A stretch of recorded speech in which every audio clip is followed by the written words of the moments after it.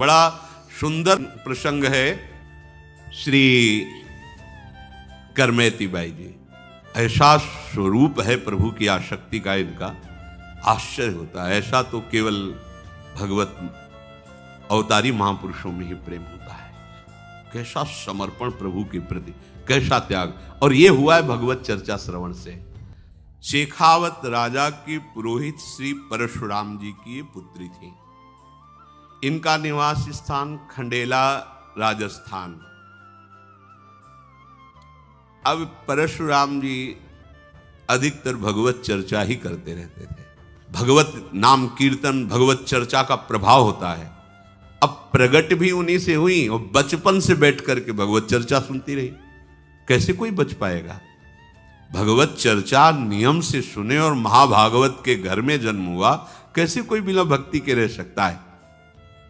उनके हृदय में चर्चा सुनते सुनते एक बात बैठ गई बाल्यावस्था में ही, कि प्रभु श्याम सुंदर ही अपने जीवन साथी हैं और तो सब मायाकृत है।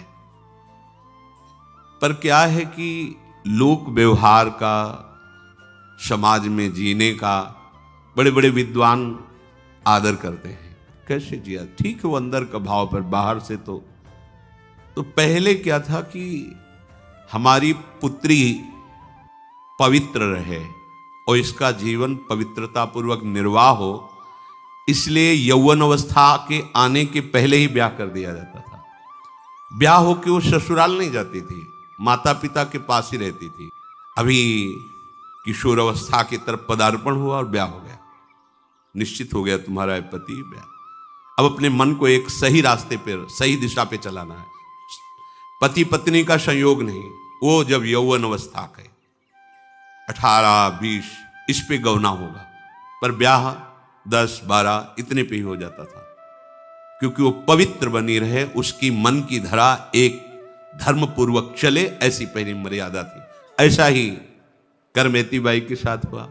ब्याह तो पहले ही हो गया, पर अब जब ये 16 वर्ष की हुई तो इनके गवने का संबंध, ससुराल भेजने के लिए, तो उनके ससुराल पक्ष के लोग आए। बड़ा उत्साह हुआ परशुराम व्यास जी को, बेटी का अब गौना होगा। और राजपुरोहित थे, धन की कोई कमी नहीं थी। सुंदर सुंदर आभूषण, पोशाकें खरीदी जाने लगी। जब इनकी ये बात पता चली कि कल ससुराल चली जाएंगे, ये भगवत कथा जो आज बचपन से लेकर अभी तक सुनती रही, ये छूट जाएगी। उनको पता था ससुराल पक्ष में एक बार भी रामकृष्ण हरि नहीं बोला जाता, वहां कोई भगत नहीं, बस वही संसारिकता है। कैसे जीऊंगी?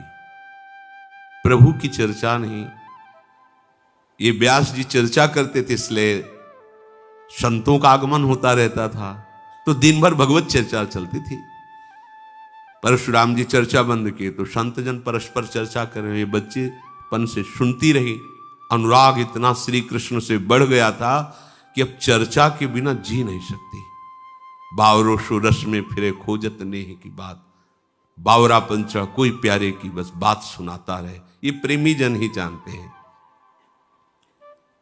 अब उनके हृदय में इतनी पीड़ा हुई कि कथा छूट जाएगी, भक्ति छूट जाएगी, क्योंकि अभक्त के घर जाना होगा, वहां किसी भी तरह की भक्ति नहीं। अब क्या करूं? शरीर तो स्त्री शरीर है, जाना ही पड़ेगा। अगर भाव भजन भक्ति नष्ट हो रही तो ऐसा जीवन किस काम का? और ऐसा पति आजु किशोर सुघर सो लागे, रूप विवश पति पागे, काली बुढ़ाए होए जर जर तन, झगरत मोह न त्यागे। आज धनी कल रंक, आज है फिर है नाही, करिए से सो प्रेम होए नहीं, सुख जग माही। आज सुहागिन बन के फूली, भूली जग सुख पाई, काल अभागिन बन के रोवती नाते ये दुखदाई। याते बली बैरागिन बसिए, वृंदावन रजधानी। परम पुरुष सर्वेश्वर नागर, पति सब दिन सुखदानी। विचार किया करमैती जी ने कि आज तो किशोर अवस्था का पति बड़ा सुघड़ अच्छा लगेगा, और कल इसका रूप बिगड़ेगा, कल बुढ़ापा आएगा, ये जर्जर होगा, मोह से रात दिन पिशा, जीव कैसे शांति को प्राप्त कर सकता है। आज इसका सुहाग भर के फूली फूली, कल विधवा होगी, मरेगा ये, मरण धर्मापति है। आज धनी है, कल भिखारी हो सकता है। ऐसा क्या बरबर हूं, ऐसे पति के लिए परम पति का त्याग कर दूं? नहीं, अब तो बस जीवन का सार यही है कि नंद नंदन हमारे पति हो और उनकी राजधानी वृंदावन हमारा घर हो, वही हमारा जीवन हो। ये सब ऐसे, आज जवान है कल बूढ़ा होगा, आज जीवित है कल मरेगा। क्या ये विचार उसी के आ सकते हैं जो भगवत अनुराग में है। भगवत चर्चा सुनते सुनते प्रभु में ऐसा अनुराग हो गया कि ये परमहंसों की सोच है, ये गृहस्थों की सोच नहीं है, ये किसी स्त्री की सोच नहीं है, ये भगवत प्रेमी महात्मा की सोच है, किसी दूसरे जी। ये मीरा जी की सोच है जो करमैती जी के अंदर है। ऐसे बर को क्या बरूं, जो जन्मे मर जाए, क्या इसको। करमैती जी ने विचार किया, ये जन्म मरण, द्वंद्व, दुख सुख, संपत्ति विपत्ति, कर्म काल, ये घर परिवार पति पुत्र, ये स्वर्ग नरक, ये सब माया का प्रपंच है, ये सत्य नहीं है, मोह मूल है, ये परमार्थ नहीं है। इसका त्याग करके निरंतर प्रभु के चिंतन में लगे रहना, यही जीवन की सार्थकता है। वो मन में अपने श्याम सुंदर को बिठा करके सुंदर अर्चना वंदना अर्थात मानसिक सेवा में भी तन्मय हो जाती थी। मन और बुद्धि का जब प्रभु में समर्पण हो जाता है, फिर उसकी एक भी वृत्ति ऐसी नहीं रहती जिससे वो संसार का पोषण कर सके, एक भी वृत्ति नहीं रहती। भगवत इच्छा से शरीर चलता रहता है, पर उसकी वृत्ति नहीं रहती, संसार के लायक नहीं रहती। वो ऐसी अवस्था को प्राप्त हो जाता है। माता पिता के मन में तो बड़ी प्रसन्नता है, लेकिन करमैती जी के हृदय में भारी क्षोभ हुआ। सुबह जाना है, पर्यो सोच भारी, कहा कीजिए बिचारी, हाड़ चाम सो सवारी, देह रति के न काम की। ताते देवों त्यागी, मन सोवे जन जागी, अरे मिटे उर्दाग एक साची प्रीति श्याम की। लाज कौन काज जो पे, चाहे ब्रजराज सुत, बड़ोई अकाज जो पे, करे सुधी धाम की। जानी भोर गौनो होत, शानी अनुराग, रंग संग एक वही चली, भीजी मति बाम की। अब तो सुबह जाना ही है ससुराल। विचार में डूब गई, हमें क्या करना चाहिए। ये हड्डी और चमड़े से ढका हुआ ये शरीर बिना भगवत साक्षात्कार किए छूट गया तो किस काम का रहा मनुष्य शरीर प्राप्त करना। इस शरीर को ही त्याग देना चाहिए। अगर प्रभु से विमुक्ता हुई तो मैं कैसे जी पाऊंगी। बहुत विचार आने लगे, क्या करूं। अरे मन तू जाग, सो मत, अब मत सो। ये बहुत ऊंची स्थिति की बात है। हाँ, ये चर्चा सुन के भाग पड़े घर से, ऐसे नहीं। स्थिति होनी चाहिए। बिना स्थिति के लिए मनमानी आचरण भ्रष्ट कर देगा, ध्यान रखना। लौकिक हाड़ चाम का पति नहीं, अब तो श्री कृष्ण दिव्य बपू। अभी तक कहीं कोई संसार के सुख का संयोग नहीं है। बाल्यावस्था से भगवत चर्चा सुनते हुए भगवत अनुराग में स्थित है।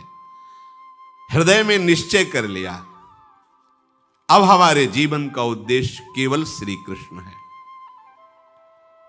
करमैती जी का निश्चय पूर्ण हुआ। भाग चलो, ऐसा ही होता है। भागो भागो इस संसार से, प्रभु के अनुराग में डूबो। ये भगवत कृपा से ही होता है, ये सिखाने पढ़ाने से नहीं होता। ये सिखाने पढ़ाने से मरकट वैराग्य होता है बाबा जी बन गए अनुकूलता के लिए, भोगों के लिए। और जहां प्रतिकूलता आई तो ये लो अपनी लकुट कमरिया बहुत है नाच, फिर मनमानी आचरण। ये मार्ग ऐसों का नहीं है, ये प्राणों की बलिहार करके चला जाता है। अब हर कष्ट हमारे लिए सुंदर सुंदर सुख सामग्री होगा। हर विपत्ति, हर अपमान, निंदा, तिरस्कार, ये हमारी पूजा होगी। हम इस मार्ग में इन्हें पूजा की तरह स्वीकार, जैसे लोगों की पूजा होती है सुखपूर्वक सहते, ऐसे ही सुखपूर्वक अपमान, निंदा, सब कष्ट सहेंगे। पर हम अपने इस प्रेम के पथ से कभी डिगेंगे नहीं। प्रेम पंथ अति कठिन है, सबको निभात नाई। ये सबके बस की बात नहीं, सब कोई कर सकता है, पर भगवद आश्रय और इतना दृढ़ कि बस अभी प्राण चले जाएं तो कोई परवाह नहीं, ऐसी स्थिति। करमैती जी ने देखा कि सब सो गए, आधी रात का समय है। माता पिता को मन से प्रणाम किया और श्री कृष्ण की याद करके आंसू बहाते हुए घर से निकल पड़ी। वाह बहादुर, यह है बहादुर, इसे बहादुरी कहते हैं। पति के मिलन की सुबह वेला है, सांसारिक सुखों की भरमार है क्योंकि राजपुरोहित है, नवीन अवस्था है, स्त्री शरीर है। ये बहादुर चल पड़ी। अब तो जो कुछ हो नंद नंदन के सिवा, प्रभु के सिवा हमारा कोई नहीं। मैं चली री तहां जहां मोहन मुरली, मधुर मधुर धुनी बाजेरी, जमुना पुलिन सुभग वृंदावन, मोहन मदन विराजेरी। कैसा सुख होता है जब उपासक एकमात्र भगवान का आश्रय लेकर सारे संबंधों को तृण की तरह तोड़कर जब कदम बढ़ाता है। सच्ची सच्ची भगवान ऐसे गोद में ले लेते हैं उसे। केवल भगवान ही उसकी बात को जानते हैं और वो केवल भगवान की कृपा को ही समझ पाएगा, दूसरा नहीं समझ पाएगा। मैं चली री तहां, कैसा अनुभव हो रहा होगा जब अर्धरात्रि का समय है, सारे संबंधों को तोड़कर अभी तक घर के बाहर नहीं निकली थी, जानती नहीं वृंदावन कहाँ है, कहाँ क्या संसार का स्वरूप है। नंद नंदन को हृदय में रखकर चलो वृंदावन। मैं चली री तहां जहां मोहन, वो उपासक कर रहे हैं। उस समय की स्थिति को सोचो जरा। सारे सुख एक तरफ हैं, सारे संबंध एक तरफ हैं, जानती नहीं वृंदावन किस दिशा में है, कहां है, अभी तक बाहर ही नहीं निकली। राजपुरोहित की पुत्री है, अर्थात राजकुमारी की तरह पोषण हुआ है, सारे सुखों को तिलांजलि देकर। हाँ, नारी मुई घर संपत्ति नासी, मूड मुड़ाए भय सन्यासी, ये तो बात अलग है।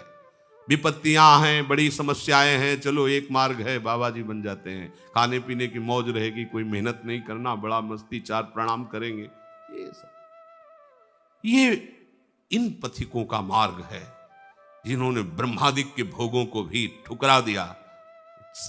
मृत्यु लोक के भोगों की क्या बात, अपने प्यारे के लिए जिन्होंने जीवन न्यौछावर कर दिया। मैं चली री तहां जहां मोहन मुरली, मधुर मधुर धुनि बाजेरी, जमुना पुलिन सुभग वृंदावन, मोहन मदन विराजेरी। सजन नील घन श्याम बरन तन, लसत दामिनी छाजेरी। मोर मुकुट की शोभा बरनो, इंद्रधनुष दुति लाजेरी। ये शो अभी चली है, कदम निकाला, देख लो श्याम सुंदर बस गए मानस पटल पे। कोई उनके लिए कदम निकाले और फिर वो सिक्का साथ न दे, ऐसा नहीं होता। चल दिए, उन्होंने कदम उधर निकाला और वृंदावन बिहारी उनके मानस पटल पर, चल मेरी रूप माधुरी ले चलेगी तुझे मेरे धाम। देख रहे हैं सजल नील घनश्याम शोभा प्रभु की, मोर मुकुट की अद्भुत शोभा। घूंघरवारी अलके झलके, चंदन तिलक ललाटरी। अमल कमल दल मंजुल नैना, जोवत है मम बाटरी। कुंडल किरण कंठ कौस्तुभ मणि, आनंद मुख्य प्रकाशीरी। देखे बने वह चरण धरन गति, कौतुक कुंज निवासीरी। एक खास बात इसमें कह रहे, अमल कमल दल मंजुल नैना, जोवत हैं मम बाटरी। प्रभु ऐसे देख रहे मानो आज तक आपका इंतजार करता रहा, आप आ रहे हो, स्वागत है आपका, मेरा रास्ता देख रहे हैं। अगर आप प्रभु के लिए रास्ता देख रहे हो तो प्रभु आपका रास्ता देख, कि आप एक कदम निकाल के तो देखो मेरे लिए, मैं तुम्हारे साथ हूं। सुंदर प्रभु की शोभा। जाको मन मिली रहो कृष्ण सो, ताकि अकथ कहानी री। कहे भगवान हित राम राय प्रभु, सुमिरन मांझ समानीरी। प्रभु के ध्यान में उनकी रूप माधुरी का पान करते हुए घर से निकल पड़े। श्याम सुंदर की भावना, उनकी मधुर मूर्ति का दर्शन करते हुए आधी रात को घर से निकली। मन में तरह तरह के प्रेम तरंगे उठ रहे हैं। वृंदावन जाऊंगी, प्रभु मिलेंगे, जब मिलेंगे तो दौड़कर उनके गले से लग जाऊंगी। वो जब हमारे गले से लगे, कितना आनंद अनुभव होगा। अखिल लोक चूड़ामणि भगवान मुझे गले से लगाए, हम उनके चरणों में लिपट जाए। एकदम सामने वो रूप है और ये प्रेम तरंगे और कदम बाहर निकल। देखो ये किसी साधना से नहीं होता, आश्रय से। एकदम प्रभु के भरोसे कदम निकले तो प्रभु छा गए। ये बात है। ये जो इतने वर्ष हो गए भजन करते हो, हमें अभी भगवान नहीं मिले या आनंद नहीं मिला या हमारी मानसिक दशा नहीं पटली, तुम खुद देखो भरोसा किसका लिए हो? प्रभु को भरोसा लिए हो? अपने शरीर का, अपनी बुद्धि का, अपने आचरण का, अपनी साधना का। तो आओ फिर उसकी कसौटी है, उस पर कसो। और एक भरोसा तो कदम निकालते ही देखो, ऐसा करना नहीं है, इसमें निष्ठा देखिए। चिंतामणि ने तिरस्कार कर दिया, प्रभु के लिए चल पड़े, कोई रास्ता नहीं। कुछ दिन चले, गुरु कृपा हुई, भजन में लगे, फिर एक सुंदर स्त्री दिखाई दी, वो वैसे ही फिर फंस गए, फिर उसके पीछे पीछे गए। फिर अरे धिक्कार है, नेत्रों को फोड़ लिया।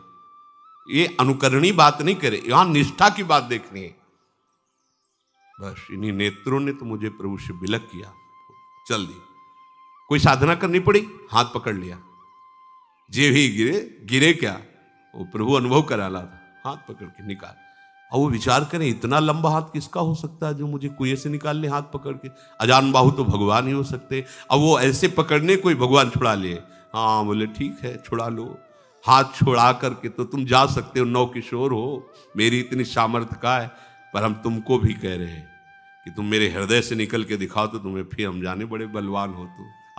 ये बात छुड़ाए जात हो निबल जाने, हृदय ते तब जाओ तो तुम्हें सबल सराओ, तुम्हें तब मानू बलवान जब निकल जाओ हृदय से।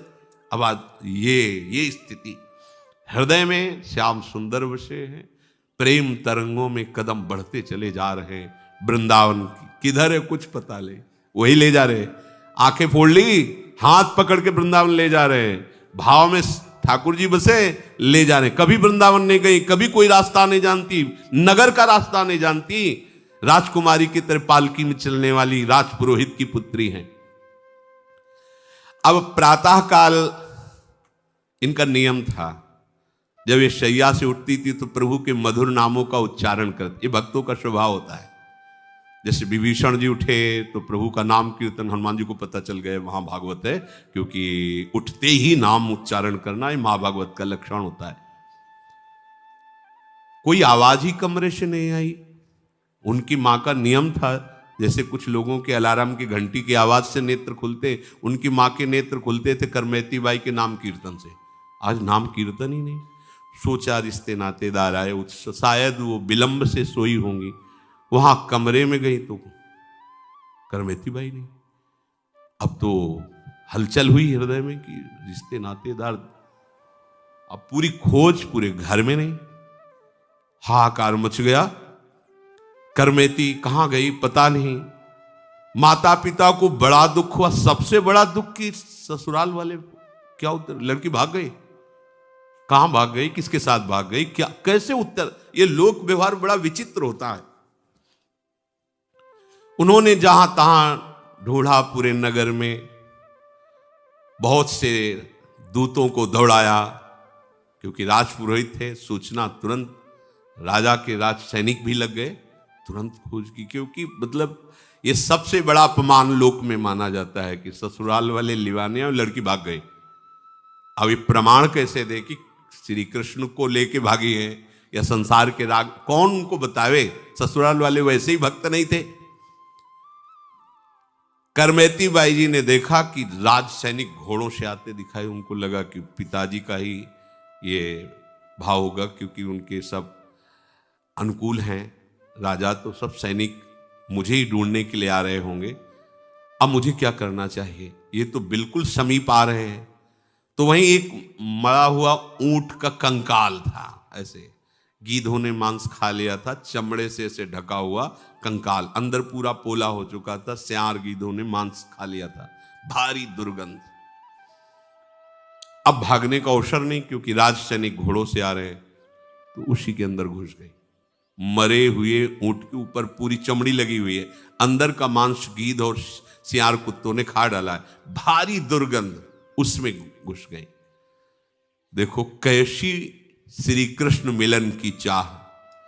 भारी दुर्गंध में भी उनको कोई परेशानी नहीं, लेकिन संसार की सुगंध नहीं चाहिए, संसार की सुख नहीं चाहिए। वो सड़ी दुर्गंध भी उनको बहुत अच्छी लगी। हृदय में जब प्रभु का मिलन का, प्रभु के चिंतन का सतत भाव रहता है, तो नरक भी नरक नहीं रहता, वो परमानंदमय हो जाता है। विषयों से कितनी घृणा हो जाती है भक्त को कि यद्यपि ऐसी स्थिति में 1 मिनट भी रुकना मुश्किल, आसपास फिर उसके अंदर घुस करके प्रेमोन्मत्तता देखो।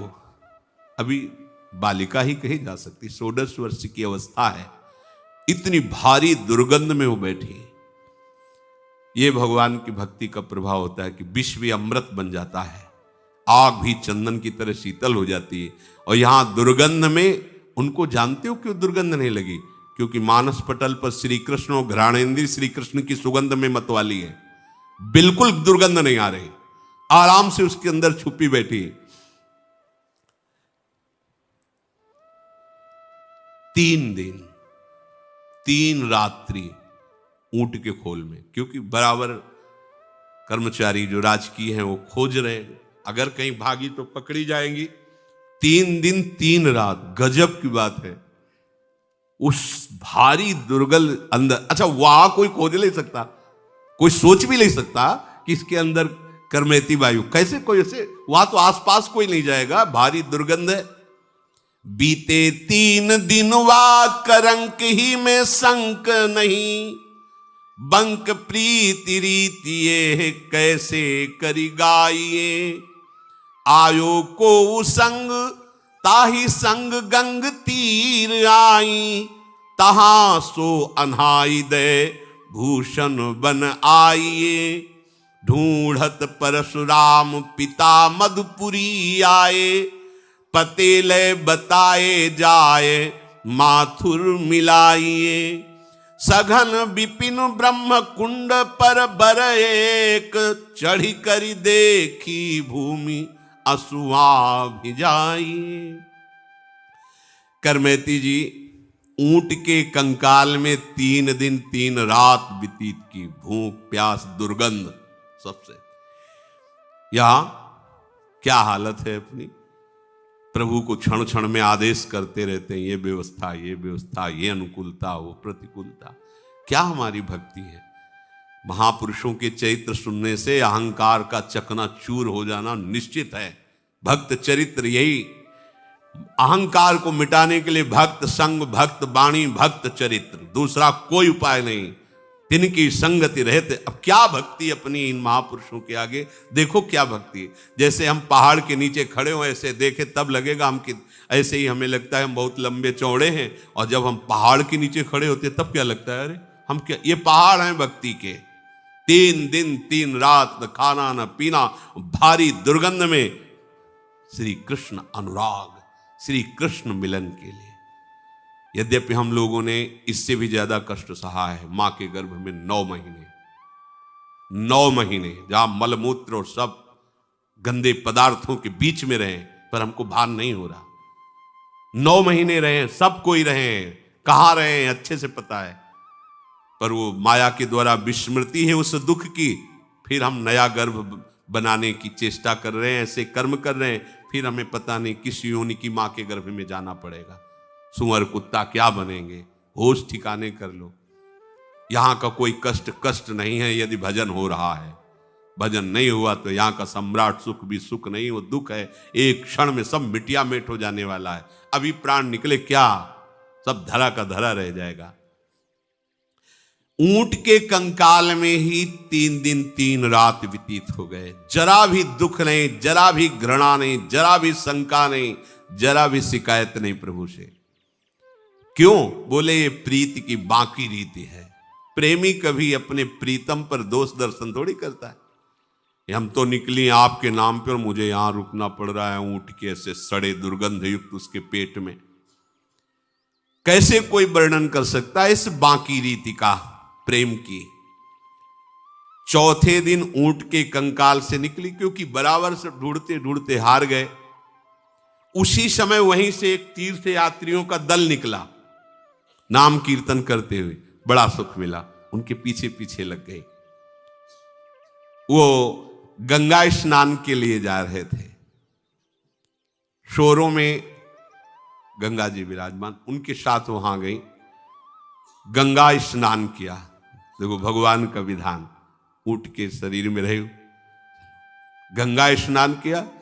फिर विचार किया, ये सोने की जंजीर, ये अंगूठी, ये कंकन, ये शोभा नहीं देते भगवत मार्ग के पथिक को।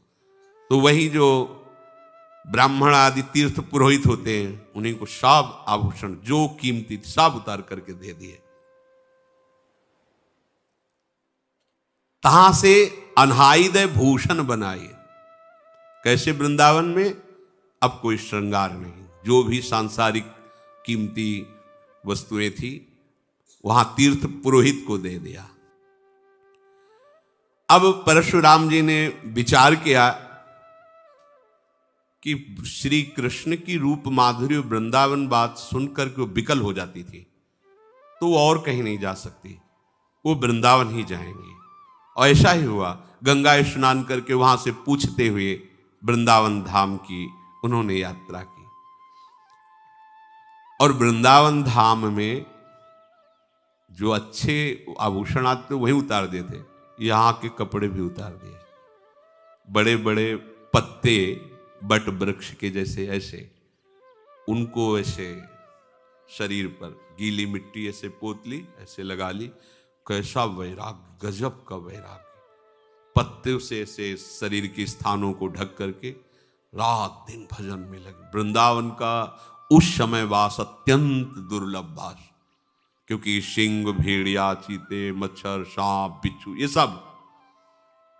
अब आज तो आधुनिकता का बहुत कुछ नहीं, कहीं कोई बिजली, ये सब रोड, ये सब नहीं। बाहरी लोगों का तो यहाँ आना ही नहीं। जो भगवत प्रेमी हैं वही कोई कदम रख सकते थे, नहीं। वृंदावन केवल उन महापुरुषों के लिए था जो प्रिया प्रीतम के अनुराग रंग में छके हुए हैं, जिनके बस कर करवा कामरी कांधे में कुंजन माही बसेरो। ये तो अत्यंत दुर्लभ रहनी है। व्यास जी ने, परशुराम जी ने विचार किया वृंदावन ही गई होंगी। वहां से आए और मथुरा में किसी चौबे ब्राह्मण के यहां रुके। वहां पता लगाया तो उनका, हाँ, कुछ दिन से चर्चा में है कि एक नवयुवती वृंदावन में आई हुई है और बड़े वैराग्य से रह रही है। तो उनका, वो हमारी बेटी ही होगी। चल, अब वृंदावन में ऐसे खोजना थोड़ी था कि ऐसे, तो वो पेड़ों पर उनके साथ आए और पेड़ों पर ऊपर चढ़ करके दूर दूर तक देखते। ऐसे नहीं घूम सकते थे आप, सघन वृक्षावली। जिस समय सब आचार्य कोटि के यहाँ ऐसा नहीं कि साधारण पुरुष आ सके कि यहाँ मनोरंजन, चलो वृंदावन घूम आते, ऐसा नहीं था। कोई प्राण समर्पित करने वाला ही आता था यहाँ। और ये भी आए मथुरा के पंडा को लेकर, तो एक वृक्ष में चढ़ गए, दूर दूर तक देख लिया, फिर किसी ऊंचे वृक्ष पे चढ़ गए। ऐसे नहीं कि आप ऐसे ढूंढ लो, ऐसे घूम लो। तो एक वट वृक्ष के ऊपर चढ़े तो दिखाई दिया रज पोते हुए पूरे शरीर में ब्रह्मकुंड पर करमेती जी ध्यानस्थ विराजमान है। और ऐसा ध्यान कि आंख मुंदी हुई, आंखों से अश्रु बह रहा है। वहां की भूमि भींग गई, इतने आंसू। यहां 2-4 बूंद आंसू गिर जाए तो अपने को हम प्रेमी छपवाना चाहते हैं। वहां दशा क्या है, कितना कठोर जीवन। ये आंखों से अश्रुओं की धार बह रही, भूमि गीली हो गई। देखो इसमें वर्णन किया है कि देखी भूमि अश्रुआ भिजाइए। ऊपर से देख रहे हैं बट वृक्ष से, वहां की भूमि गीली सामने की दिखाई दे रही। इतना श्री कृष्ण प्रेम में अश्रु प्रवाह हो रहा है। ये रंग जी के मंदिर के निकट है ब्रह्मकुंड। ये प्राचीन तीर्थ है। वत्सहरण के बाद ब्रह्मा जी ने यहीं प्रभु की स्तुति की थी, प्रदक्षिणा की, नमस्कार किया। इसीलिए इस तीर्थ का यहाँ बड़ा महिमा है, जो रंगनाथ जी के समीप है ब्रह्मकुंड, इसीलिए उसे कहा गया। वहां हो दूर से देखा मूर्तिमती, मानो तपस्या विराजमान हो। वृक्ष के ऊपर चढ़ के देख रहे थे सर्प, बिच्छू, बाघ, भेड़िया, हिरन, मयूर, पशु पक्षी, ये आसपास सब घूम रहे थे करमेती जी के। ये वृंदावन में बड़ो ही कठिन है। वृंदावन बास महापुरुषों, यहाँ का मच्छर ऐसा डंक जैसे बिच्छू मारे, ऐसे यहाँ के मच्छर। पदों में लिखा है, नागरीदास जी ने पदों में लिखा है, यहाँ के मच्छर, मतलब वो पदों में रचना की यहाँ के मच्छर ऐसे थे। और ब्रजवासियों की हृदय वृत्ति बड़ी कोमल है और वचन बहुत कठोर है, हेलना पूर्वक। इनके प्यार को समझ, ए रे बाबा, अरे तो जैसे हजारों घूमे, चल आ रोटी खा ले। ऐसा लगेगा झगड़ा कर रहे हो, गरम गरम रोटी घी से चुपड़ी खवाएं। इनके वचनों को जो है कभी अन्य भाव से न ले। इनकी जैसे गोपाल सहस्त्र नाम, ऐसे इनके गालियां निकलती हैं मुख से। जब ये बहुत प्यार में होंगे तो 2-4 गालियां ये आपको प्रसाद में देंगे। उसे कि हमें गाली दे रहा है, ऐसा नहीं, ये प्रसाद है इनका। हेलन पूर्वक बात, ऐसे बात करेंगे मानो झगड़ा कर रहे हैं। हृदय इनका बहुत, ये बड़ा कठिन है ब्रजवास करना। अगर इनका अपमान कर दिया तो श्री कृष्ण का अपमान है। बात समझो, ये भगवत पार्षद हैं सदैव। बड़े बड़े आचार्यों ने यही शिक्षा दे के अपने जनों को भेजा है। और इनकी पवित्रता पर दृष्टि न डालें। ब्रजवासियों के जूठ टूक और घर घर छाछ में केवल ब्रजवासियों के लिए बातें कही गई। वो किस जाति पक्ष के ये भी नहीं देखना है। अब व्यास मिठाई विप्र की तामे लागे आग, वृंदावन के स्वपचलों जूठन कहिए मांग, ऐसा वर्णन करते हैं। ये धाम है। संपूर्ण शरीर में ब्रज लगी हुई है, केश ऐसे बंधे हुए हैं, पत्तों की कौपीन लगाए हुए हैं, सूखे पत्तों की, हरे पत्ते भी नहीं, क्योंकि ब्रज की सब सखियां हैं, ये सब जो प्रभु की नित्य परिकर, यही सब वृक्ष के रूप में है। यहां ये नहीं करना चाहिए कि बाहर से नीम है दतून तोड़ रहे फाड़ा हो, ऐसे नहीं, होश में रहो। ये भगवत धाम है। बहुत बड़े बड़े अपराध होते हैं, बहुत बड़े बड़े अपराध होते हैं। ऐसी चतुराई से वृक्षों को गिराया जाता है, पूछो तुम्हारी चतुराई वो जान रहे हैं। हरिराम व्यास जी कह रहे हैं, एक डाल काटने का दंड है करोड़ गौ हत्या, करोड़ ब्राह्मणों के मारने का जो अपराध है, ये ब्रज की लताएं। आज ये सब कोई ना तो सत्संग मान रहा है ना। एक लता तैयार होने में कितना समय लगता है, जो लगाते हैं वो जानते हैं। 40-40, 50-50 वर्ष होते हैं, तब जाकर वो अच्छा एक वृक्ष रूप धारण करते हैं। और चंद रुपए लगाकर उस वृक्ष की पहले धज्जियां उड़ा दी, काट के फेंक दिया, नाश कर दिया।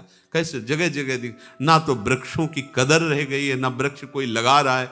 जानते हुए ब्रज है। हमारे प्रिया प्रीतम तुम्हारे फ्लैट में नहीं खेलेंगे। लता भवन सुख शीतल छहा, श्री हरिवंश रहत नित्य जहां, तहां न वैभव। हाँ, 4 लताएं लगी हैं, नीचे गाय के गोबर से लीप पोत दिया है, 4 पुष्प और ऐसे श्रृंगारित कर दिया, भावना कर रहे प्रिया प्रीतम। ऐसा लताओं का किसी भी तरह से हम ह्रास न करें। वो पत्ते भी तोड़ के अपने नहीं नए बांध रहे, पुराने पत्ते जो वृक्ष त्याग देते वही लगा रहे। यहां एक बार एक बड़े संत थे, उनके फोड़ा हो गया था, तो किसी ने कहा कि बबूल की हरी पत्ती तोड़कर पीस कर बांध देने से फोड़ा ठीक हो जाता है, धीरे धीरे वो ठीक हो जाता है। तो उन्होंने कहा कि यहाँ ब्रज 84 कोस के बाहर जाओ और कोई वृक्ष फिर उससे मांग करके लाओ। यहाँ ब्रज 84 कोस का नहीं, यहाँ का किसी भी पत्ते को भी नहीं, ये सब श्री जी के लिए है। ये 84 कोस के ये श्री जी के लिए, श्री जी के लिए डाल पत्ता जो भी टहनी उनकी शोभा श्रृंगार अपने प्रयोग के लिए नहीं है। मना कर दिया था, नहीं हमारे फोड़े में बांधने के लिए नहीं, जाना 84 कोस बाहर से लाओ, या नहीं। ये सब प्रिया प्रीतम के नित्य के लिए भूमि, एक एक पत्ता श्री जी के लिए। यहाँ वैसे भी नहीं कहते कि वृंदावन के वृक्ष को मरम न जाने कोई, यहाँ डाल डाल और पात पात पर राधे राधे हो। ये श्री जी के निज परिकर हैं। अब ऊपर से चढ़ के देखा, जबकि ब्रह्म कुंड में ध्यानस्थ करमेती जी विराज। अब तो नहीं रहा गया, चिल्ला के रो पड़े, वृक्ष से नीचे उतर करके आए। पहले तो थोड़ी देर बैठे रहे कि शायद आंखें खुले, जब देखा आंखें ही नहीं खुले तो लिपट गए चरणों में। बहुत बड़े विद्वान भी हैं, भक्त भी हैं, पर भक्त की चरम अवस्था करमेती बाई की है। देखो, एक टीस तो है, तुम बिटिया हो के ऐसा कर दिए, भाग गई हमारी तो नाक कटवा ली तुमने। ससुराल के लोग सब आए थे, गांव के, भाग गई लड़की। ये लोक में होता है ना, लोक में मतलब ये जो लोक व्यवहार है, ये बड़ों को ग्रसित कर लेता है, बड़ों को। देखो इतने बड़े विद्वान हैं, इन्हीं की कृपा से, इन्हीं के संग से उसके अंदर ऐसी प्रेममयी भक्ति जागृत हुई जो बेटी है। लेकिन पिता सब कुछ जानते हुए भी लोक का इतना प्रभाव है कि यद्यपि भक्ति को जानते हैं, भाव को जानते हैं, तभी तो चरणों में गिरे, पर कह रहे तुमने बहुत हमारी नाक कटवा दी। सब जो राजपुरोहित थे, हमारी धाक थी, हमारे को 4 लोग दंडवत करते थे, अब 4 लोग बातें करते, नाक कटवा दी तुमने। उतरी के आए रोए पाए लपटाए गयो, कटी मेरी नाक जगमुख ना दिखाइए। चलो गृहवास करो लोक उपहास मिटे, सासु घर जाओ मत सेवा चित लाइए। को सिंह व्याघ्र अजू बपु को विनाश करे, त्रास मेरे होत फिरी मृतक जीवाइए। बोली कही सांच बिनु भक्ति तन ऐसो जानो, जो पे जियो चाहो करो प्रीति जस गाइए। करमेती जी के पिता बट वृक्ष से उतर कर आए और करमेती जी के चरणों में लिपट गए। उन्होंने आंख खोली, देखा पिता। बोली बेटी ऐसे छिप कर भाग आना, तुम्हारा तुम जानते हो मुंह दिखाने लायक नहीं रहे। जिधर से इन्हीं की बेटी भाग गई, नाक कटवा ली आपने, मैं मुख दिखाने योग्य नहीं रह गया। एक बार चलो तुम, संसार में मेरी हंसी हो रही, मेरी निंदा हो रही, तुम चलोगी तो शांत हो जाएगी। ससुराल मत जाना, घर में रहकर, घर में ठाकुर सेवा है, खूब ठाकुर सेवा करो, भजन करो। और बात समझो, ये वन है, कोई बाघ सिंह तुम्हारे शरीर को नष्ट कर सकता है। मुझे इस बात का बड़ा डर लग रहा है। सासू के यहां मत जाना, ससुराल मत जाना, हमारे यहां ही रहना, अपने घर में रहना, ठाकुर जी का भजन करना, पर यहां से चलो। तुम्हारी मां तो ऐसा लग रहा है नहीं जाओगी तो मर ही जाएगी, जीवन दान दो उनको, चलो। करमेती जी ने कहा पिताजी सत्य कहा आपने, सत्य कहा। जिसका प्रभु से अपनापन नहीं है तो उसकी तो नाक कटी गई है, उसकी नाक है कहां? वो तो जीवित मुर्दे के समान, जिन हरि भगत हृदय ने यानी जीवित सौ समान थे। वो मुंह दिखाने लायक भी नहीं, जिसके हृदय में भगवत प्रेम नहीं। वो समझते थे कि बेटी है, हमारे उपदेश का आप प्रभाव पड़ेगा। नहीं नहीं, अब तो ऐसा रंग चढ़ गया, अब किसी का और रंग, इस श्याम सुंदर का रंग जिसके ऊपर चढ़ गया फिर कोई रंग नहीं चढ़ता। वैसे भी कारी कांवर पर कोई दूसरा रंग अपना प्रभाव नहीं दिखा पाता। आप जीवन चाहते हैं तो मैं जो कहती हूं करो, प्रभु का यशगान, प्रभु का नाम कीर्तन, ये बात छोड़ो आप ऐसे भक्त होकर कि संसार में अब हम मुंह दिखाने लायक नहीं रहे। हृदय में जब प्रभु से अपनापन हो जाता है तो ठीक उत्तर देने में कोई भक्त कहीं भी नहीं हिचकिचाता। हिरण्यकश्यप से नहीं हिचकिचा रहे, 5 वर्ष के बालक है प्रहलाद जी। परशुराम जी कह रहे कि मैं राजा का पुरोहित हूं, इतनी भारी प्रतिष्ठा समाज में है और तुम यहां भाग के चले आई हो, जानती हो हमारी क्या दशा हो गई है। किसके लिए रो रहे हैं? किसके लिए रो रहे हैं? बड़े विद्वान हैं, भगत है, किसके लिए रो रहे हैं? प्रतिष्ठा के लिए रो रहे हैं। मतलब आप देखो, जैसे घर परिवार के लोग होते हैं, आप बहुत सुख सुविधा सब दो तो फिर वो पूछते हैं देखो तुम ठीक से रहा करो, अगर तुम्हें कुछ हो गया तो हमारा क्या होगा। सूक्ष्मता से बात पकड़ना। देखो इनको, बहुत विद्वान हैं, भगत हैं, महापुरुष, हमारी प्रतिष्ठा धूल धूसरित हो गई। किसके लिए रो रहे हैं? किसके लिए पैर पड़ रहे हैं? बेटी आज मैं निहाल हो गया तुम्हारी जैसी बेटी पाके, क्योंकि शास्त्र का ज्ञान इनको है। तुम भगवान की ऐसी भक्ता, अब मुझे कोई परवाह नहीं, पर तुम्हारे शरीर को इस स्थिति में देखकर मुझे कष्ट हो रहा है कि तुम्हारे शरीर को ऐसी पीड़ा ना, कितनी सुकुमारता से पली, तो थोड़ी बात समझ में आवे कि चलो एक भी शब्द, भय दिखा रहे कि व्याघ्र सिंह हो सब तुम्हें खा जाएंगे, चलो तुम्हारी माता जीवित हो जाएगी, हमारी इज्जत बच जाएगी। यही हाल संसार का है, यही हाल है। कहीं तुम कटी नाक, कटे जो पे होए को। करवेती जी का तुम्हें नाक है ही नहीं तो कटेगा। कह रही है यही बात खास, ये बहुत गंभीर विषय है, गंभीर बात है। कह रहे तुम कह रहे हो नाक कट गई, तुम्हें तो नाक ही नहीं थी तो कटी क्या? नाक जानते हो कैसे कहते हैं? भगवान के प्रेम को नाक कहते, तुम्हारे है ही नहीं भगवत प्रेम, तुम्हें तो नाक कट गई। बुद्धि बड़ी, चतुराई बड़ी, सुख सुंदरता तन सो लपटी है। मान बड़ो, धन धाम बड़ो, यस कीरत हु जग में प्रगटी है।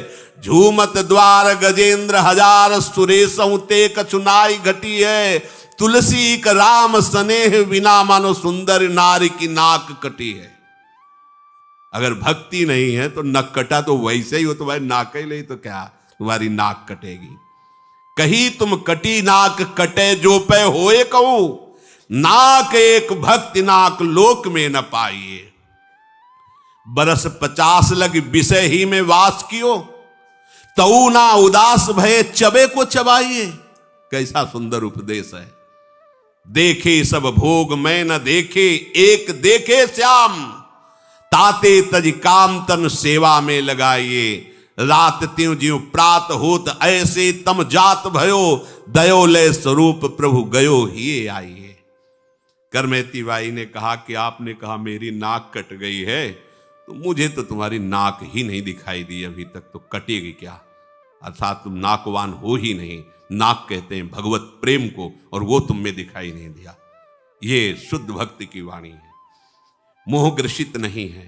तुमने प्रतिष्ठा को अपनी नाक समझा, जिसे हम नाक ही नहीं मानती हैं। प्रतिष्ठा कोई नाक है, नाक कट गई, नाक है भक्ति। तभी हम कहते हैं हमारी इज्जत है श्यामा श्याम, हमें कभी कोई बेइज्जत कर ही नहीं सकता। हमारी इज्जत शरीर थोड़ी है, हमारी इज्जत ईमान प्रतिष्ठा थोड़ी है। ये तो आज है, कल निंदा होगी पक्का। रात है तो दिन होगा, दिन होगी तो रात होगी। ऐसे प्रशंसा है तो निंदा होगी, निंदा है तो प्रशंसा होगी। ये चक्र है। राजी मत हो जाना कि वाह वाह, नहीं तो रोते नहीं बनेगा। तैयार रहो, रात्रि आने वाली, प्रकाश की व्यवस्था कर लो। दिन में सावधान रहो, रात्रि आने वाली है, प्रकाश की व्यवस्था कर लो, तुम्हें रात्रि खटकेगी नहीं। पहले से समझ लो, इसका कोई महत्व नहीं है। संसार का नमस्कार या तिरस्कार हमारे अंगूठे पे, श्री जी की तरफ। अगर आपने संसार के नमस्कार को स्वीकार किया तो दहाड़ मार के इसी संसार के सामने घुटने टेक के रोना पड़ेगा। अगर आपने संसार का सम्मान नहीं स्वीकार किया तो अपमान तुम्हें छू नहीं सकेगा। और ये होगा बराबर, महापुरुषों के जीवन में हुआ। कभी जय जय तो कभी कोई निंदा करने वाला, अपमान करने वाला, मारने पीटने वाला भी भेजा जाएगा। ये माया का खेल है। तैयार रहो, दांव पेच पक्के रखो। गुरु मेहरबान, चेला पहलवान, कोई परास्त नहीं कर सकता, क्योंकि प्रियालाल के चरणारविंद का आश्रय, उन्हीं से सुख का अनुभव, संसार से नहीं। करमेती जी ने कहा आपने प्रतिष्ठा को नाक समझा है, इसलिए हमने आपको नाकवान समझा ही नहीं है, तुम्हारी नाक थी ही नहीं। अच्छा, आप विचार कीजिए, 50 वर्ष के आप हो गए भोगों को भोगते हुए, क्या आपको अरुचि हुई? अपने पिताजी से ही पूछ रहे। आज भी उसी विषय में आसक्त हो, चबाए हुए को चबा रहे हो। तुम्हें उस घर से वैराग्य नहीं हुआ, उस सम्मान से, उस प्रतिष्ठा से वैराग्य नहीं हुआ। बार बार भोगे हुए विषयों को भोगने की इच्छा और भोग रहे हो। क्या तुम्हें ज्ञान है? भोगे हुए विषयों को बार बार भोगने वाला कोई ज्ञानी होता है?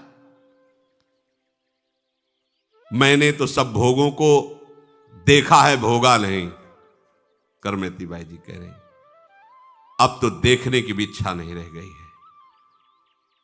मैंने तो केवल एक श्याम सुंदर को देखने की ठानी है, भोगों को नहीं। अब कोई भी ऐसा नहीं कि मेरी दृष्टि को संसार की तरफ ले जाए। ये निष्ठा, जैसे रत्नावती जी ने कहा, ये दृष्टि तो लाल बिहारी में बिक गई है। प्रणाम कर रहे होंगे तो लालजू को कर रहे हैं, अब ये दृष्टि नहीं। आप सभी कर्मों को छोड़कर प्रभु के आश्रित हो जाइए। तन मन और धन को ठाकुर सेवा में लगा दीजिए। बहुत समझाया बुझाया, करमेती बाई तैयार नहीं हुई। तो उन्होंने प्रणाम किया करमेती बाई को। उनका जो मोह जनित अज्ञान था वो नष्ट हुआ। प्रातःकाल होते ही अंधकार जब दूर हुआ तो वो तो घर को जाने को तैयार हुए। एक दिन यमुना स्नान करते हुए कृष्ण मूर्ति मिली थी करमेती बाई। उन्होंने वो मूर्ति लाकर छुपा दी थी, वो मूर्ति ला के दी और कहा इसे घर में विराजमान करो, साक्षात श्री कृष्ण है और इनकी सेवा में तन्मय हो। और जो मैं कह रही हूं उस बात को ध्यान दो कि अब चबाए हुए को मत चबाओ, अर्थात निर्विषय बनो और अपने तन को, मन को प्रभु के चरणारविंद में लगाकर केवल उनके चिंतन में अपना समय व्यतीत करो।